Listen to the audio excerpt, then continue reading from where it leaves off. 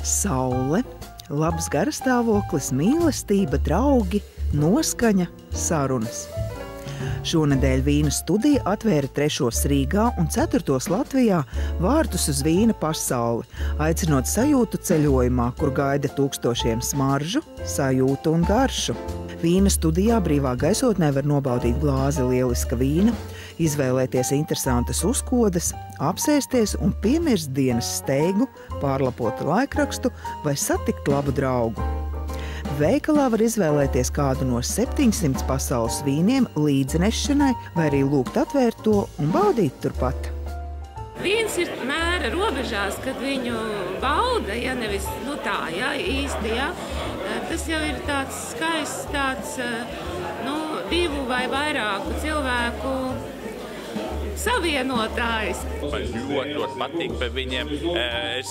Man bāzes ir dažreiz ilgāk palikt nekā vajadzētu, bet tas ir, kas Rīgā vajadzīgs ir. Mēs esam tagad pasaules skatuvē priekšā, un cilvēks var justies lepns, priecīgs, labā vietā atnākt.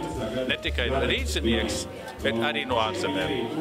Vīna studijā vīns tiek īpaši novērtēts.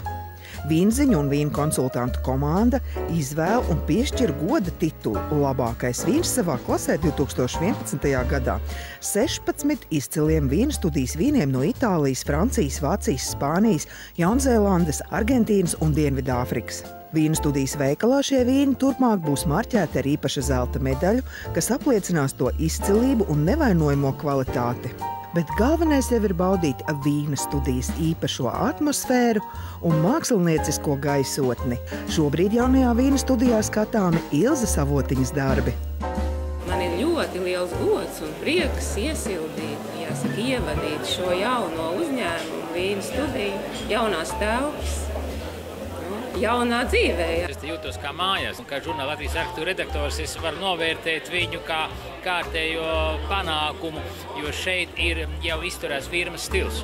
Mēs ienākot jūtamies kā mājās, un kāds arī ir dizaineru mērķis.